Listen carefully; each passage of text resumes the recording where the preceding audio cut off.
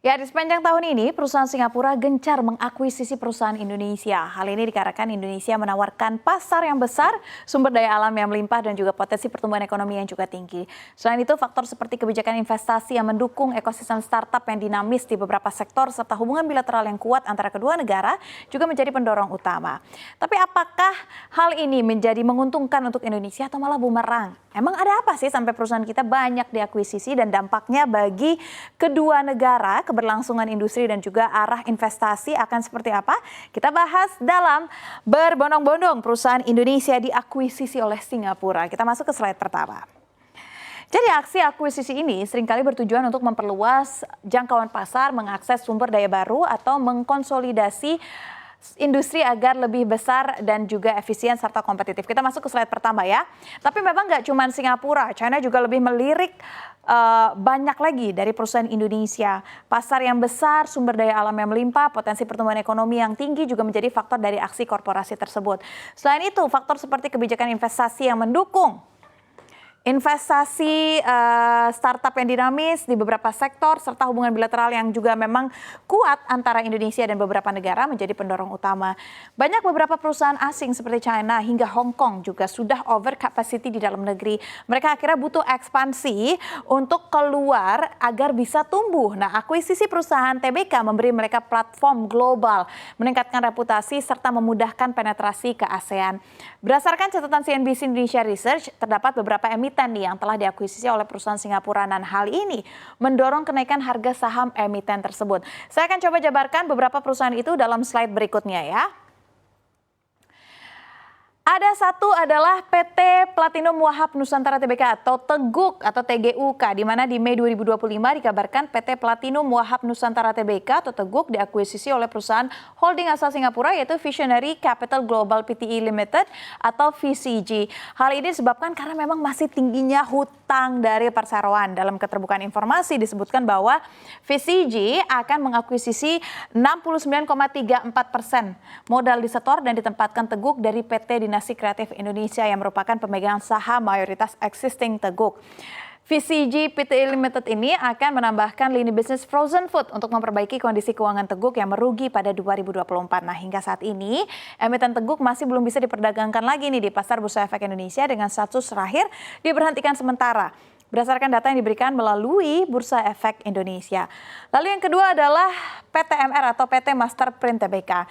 Di Juni 2025, Dipsource Pte Limited ini perusahaan yang terdaftar di Singapura mengambil alih mayoritas saham dari PT Master Print Tbk. Dipsource Pte Limited akan mengambil alih sebesar 77,71% saham PTMR dari PT MP dan juga Ardi Kusuma.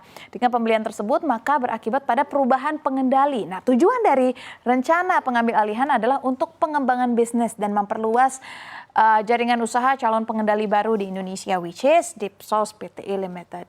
Lalu yang kedua adalah SMKM atau Sumber Mas Konstruksi Tbk, di mana emiten jasa konstruksi PT Sumber Mas Konstruksi ini mengumumkan bahwa perusahaan Singapura Lim Shrimp Organization Pte Limited akan mengakuisisi 313 juta saham atau 25% saham SMKM dengan harga Rp37 per saham. Nah, seperti diketahui jumlah saham yang diakuisisi sebenarnya lebih rendah dari rencana awal, yaitu sebanyak 564 juta atau 44,98 saham SMKM yang kemudian direvisi menjadi 450 juta. Jadi memang rencana awalnya lebih besar, tapi sekarang akhirnya ketok palu di 35,91% dan sampai akhir tahun 2025 ini sudah sekitar 20%-an.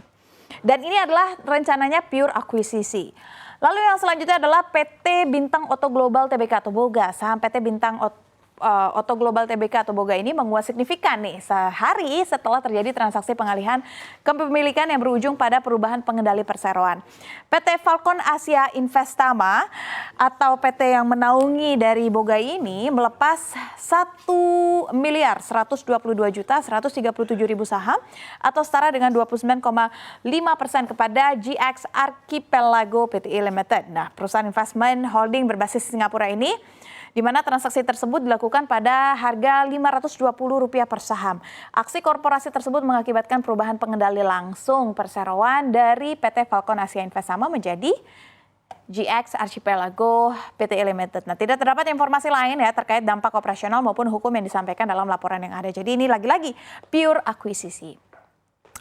Lalu PT Sampurna Agro atau SGRO, emiten sawit PT Sampurna Agro mengumumkan bahwa AGPA Pte Limited ini telah membeli 1,2 miliar lembar saham atau 62,7% saham SGRO milik Twinwood Family Holdings Limited.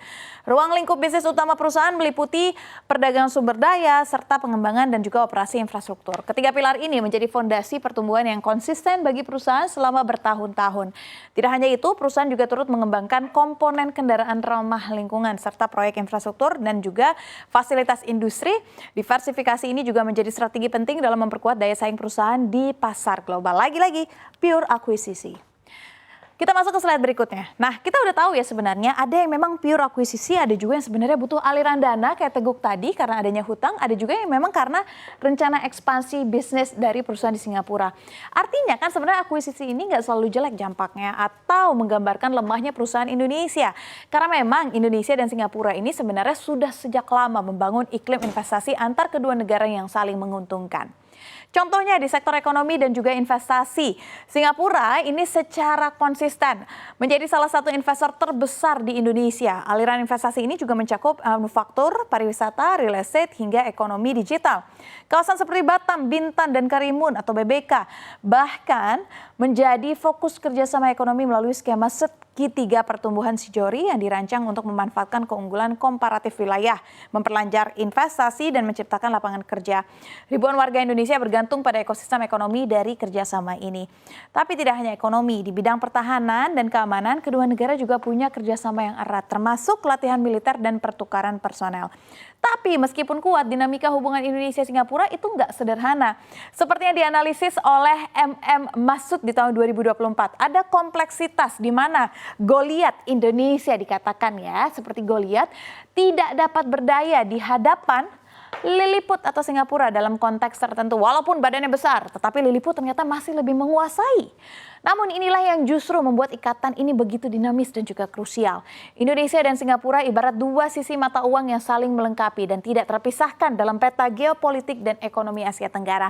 Nah, ikatan ini adalah salah satu yang paling krusial, ditandai oleh sejarah panjang kerjasama dan saling ketergantungan. Nah, dengan begini artinya pemirsa, prospek emiten yang diakuisisi seharusnya menjadi lebih baik dengan kehadiran perusahaan asing sebagai pemilik saham.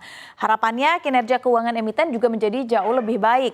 Fokus global ada pada transisi energi dan keberlanjutan, juga membuka peluang kerjasama dalam pengembangan energi terbarukan dan juga teknologi hijau.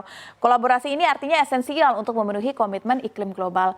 Di sisi lain, peningkatan konektivitas dan juga infrastruktur akan terus menjadi prioritas untuk memperlancar aliran barang, jasa, dan juga manusia.